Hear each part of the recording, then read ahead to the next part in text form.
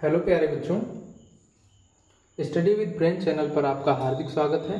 मैं प्रशांत पांडे आज हाजिर हूँ फिर से एक नए क्वेश्चन के साथ। An element delta L is equal to delta x i vector is placed at the origin. Origin means it means कि इसमें एक एक्स एक्सिस है जिसके ओरिजिन पर कौन प्रेजेंट है? ये डेल्टा एक्स प्रेजेंट है।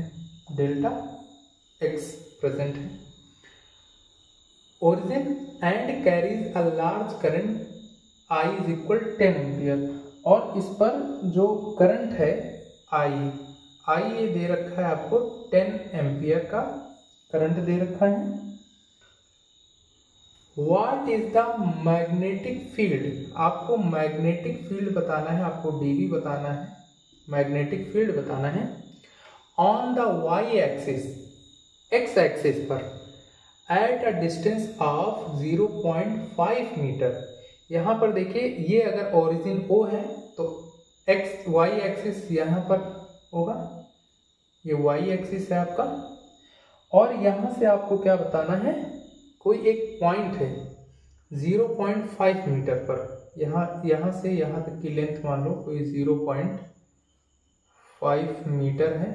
यहाँ पर कोई पॉइंट है जहाँ पर आपको मैग्नेटिक फील्ड बताना है। तो यहाँ पर आई की वैल्यू जो दे रखी है 10 एम्पियर दे रखी है, टी भी आपको बताना है। जो डेल्टा एक्स है उसकी वैल्यू 1 सेंटीमीटर दे रखी है। 1 सेंटीमीटर का मीन्स हो गया 1/100 मीटर, या फिर आप इसको लिख सकते हैं 10⁻⁻² मीटर। नाउ यहाँ पर जो 0.5 मीटर लिखा हुआ है ये हो जाएगा हमारा आर हो जाएगा, आर इज इक्वल हो जाएगा 0.5 मीटर। अब according to Biot Savart law, dB is equal to μ0/4π I dl sine theta upon r square. But यहाँ पर देखिए हमको थीटा की वैल्यू नहीं बताई गई है, लेकिन हम जानते हैं कि जो एक ओरिजिन है यहाँ से जो एक्स एक्सिस है और वाई एक्सिस है, इसके बीच में जो एंगल होगा वो 90 डिग्री का होगा। एंगल कितने का होगा? 90 डिग्री का होगा। तो यहाँ पर हम लिख सकते हैं थीटा की वैल्यू होगी वो होगी 90 डिग्री। तो यहाँ पर dB इज इक्वल हो जाएगा μ0/4π। इसकी जो वैल्यू होती है वो होती है 10⁻⁷ इंटू आई की वैल्यू यहाँ पर 10 एम्पियर दे रखी है, इंटू डीएल की वैल्यू देखो 1 सेंटीमीटर दे रखी थी, इसका मतलब हो गया 10⁻⁻² मीटर, इंटू साइन थीटा में यहाँ पर साइन थीटा की वैल्यू 90 डिग्री है, तो यहाँ पर हो जाएगा साइन 90 डिग्री।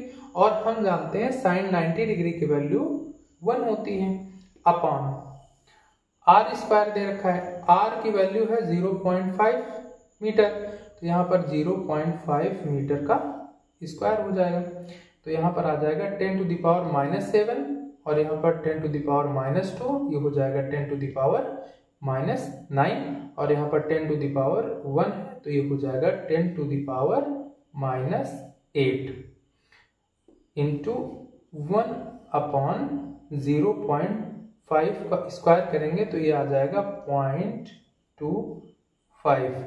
और अगर आप इसको कट करेंगे 0.25 को कट करेंगे तो ये हो जाएगा 0.25 × 0.25, 0.25 4 × 1 होता है, तो यहाँ पर हो जाएगा 4 × 10⁻⁻8 dB।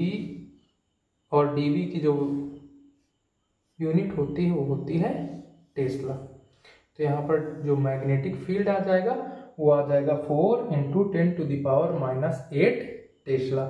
अब देखिए यहाँ पर ये जो इसकी जो डायरेक्शन होगी, डायरेक्शन किसके और किसके बीच में हम जानते हैं। जो यहाँ पर हमारा एक करंट है, करंट किसके डायरेक्शन में होगा? ये एक्स डायरेक्शन में होगा 10 एम्पियर का। और अगर जो करंट की डायरेक्शन होती है वही डायरेक्शन होती है हमारे करंट एलिमेंट की। अब हमारे करंट एलिमेंट और करंट की डायरेक्शन एक्स एक्सिस पर है, बट हमको जो पॉइंट दिया है वो हमें वाई एक्सिस पे दिया है। तो यहाँ पर इसकी जो डायरेक्शन होगी, जो हमारी ये डायरेक्शन होगी वो मतलब कि हमारे मैग्नेटिक फील्ड की जो डायरेक्शन होगी वो किसके डायरेक्शन के इक्वल होगी, वो direction delta L cross r vector के इक्वल होगी। तो यहाँ पर देख लीजिए, तो यहाँ पर डेल्टा एल कितना दे रखा है, यहाँ पर डेल्टा एल दे रखा है delta x i vector into r कितना दे रखा है, आर दे रखा है वाई जे वेक्टर। तो यहाँ पर देखो, तो यहाँ पर आ जाएगा डेल्टा एक्स वाई और यहाँ पर देखिए आई क्रॉस जे।